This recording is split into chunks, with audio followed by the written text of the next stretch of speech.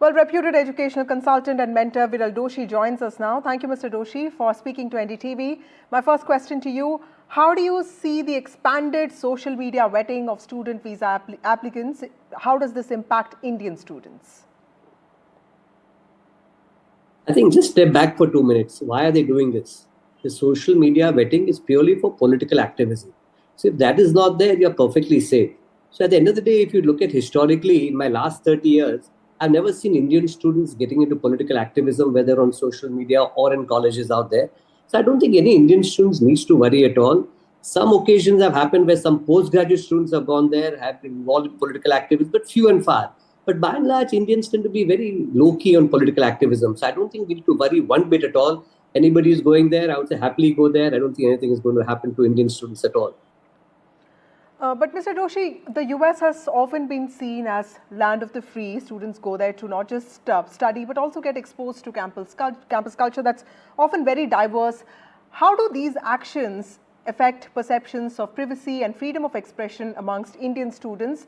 Because students are young, their personalities are still evolving, and they could be expressive on social media. It is. But I think I would give an analogy of going to somebody's house. When you go to somebody's house, you're a guest out there. The host is there, it's his house. Now, if he keeps on changing his rules and regulations, you have to comply with that.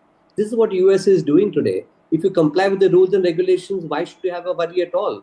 So answering your question about privacy and freedom of expression, I think that's fine. But if they're changing something in that regard, we should embrace that. We should follow the rules and regulations of any host country that we go to. And if you go there as a guest and you embrace that, they're perfectly happy.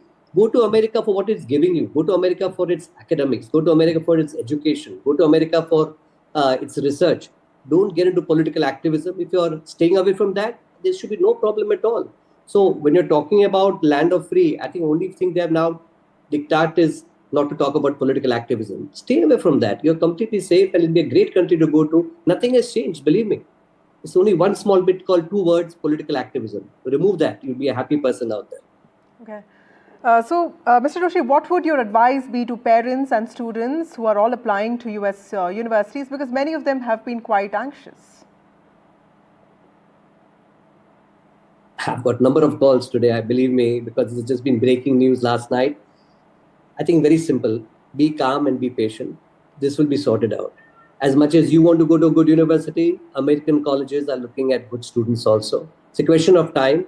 I'm very confident that once they get the policy out on social media, between June and July, they will send out interview calls to all the students applying this year.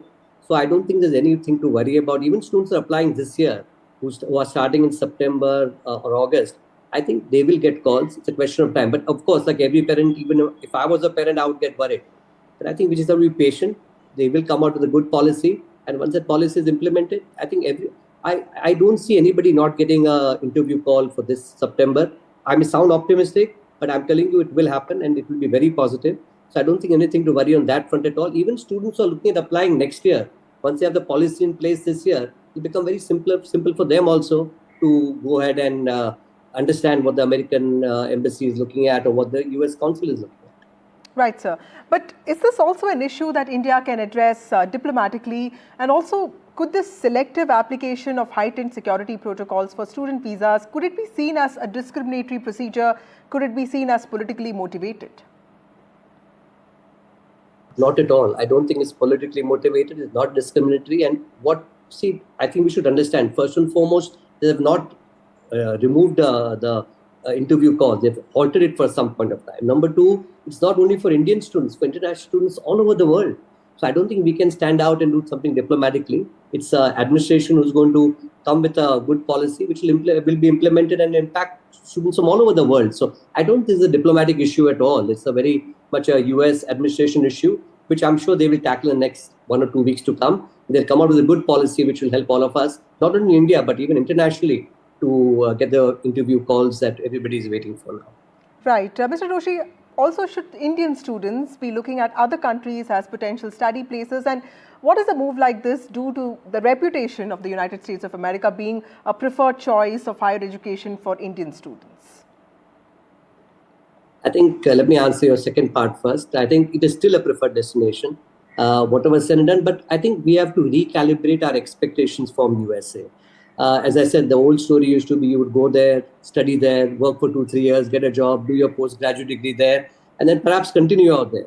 But things has to be recalibrated now in the sense that you're going to go there, you should be very much be prepared that internships are going to be extremely challenging, jobs are going to be very difficult to get. This year, I'm seeing more than 50% of my students or graduate haven't got jobs today. Internships are virtually negligible out there.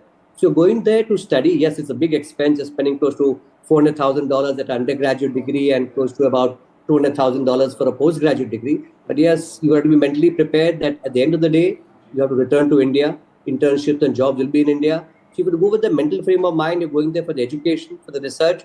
I think America is still a great country to go to. But tell me which other country matches America? So we may say the other country is possible, but nothing matches America for its innovation, for its diversity, for its flexibility. America is right up there. So at the end of the day, we'll have to recalibrate our requirements from America. But yes, answering your question, part one again, parents are looking at other countries. Still today, for people applying this year, suddenly there's a big request from people, can we apply to UK, Singapore? India is still open for us for this year. So people will apply for safeties to other countries, but still, if they get that visa and they get a chance to go to America, it still remains the first destination to go to. Right. Also, Mr. Doshi, my last question to you. How do you see the ongoing confrontation between Harvard University and the Trump administration? You've helped hundreds of students, in fact, thousands of students, get into these Ivy League colleges. Some of our brightest minds from India go to America's Ivy League colleges. All of us have aspired to go there at some point. The diversity there is a big attraction. And now these are reputed institutions with so much history. What do you have to say to the aspirants of such colleges?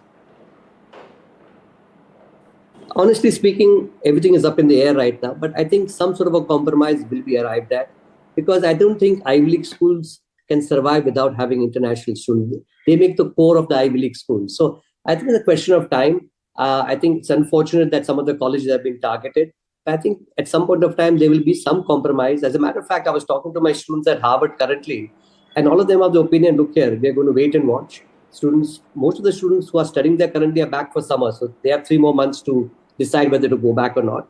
But more than that, the students who are there, they said, we don't want to transfer anywhere. We'd rather wait for even 1 semester or 1 year, but stay on at Harvard. So what has happened at Harvard has been unfortunate, but I don't think this will be sorted out. I'm very sure some compromise will be arrived at. I think let's be positive. America is still a great country, a great education place to go to. And I think if you remain patient and calm, things will be sorted out. Don't worry too much. That's all my request to parents. Don't worry too much. Things will be sorted out.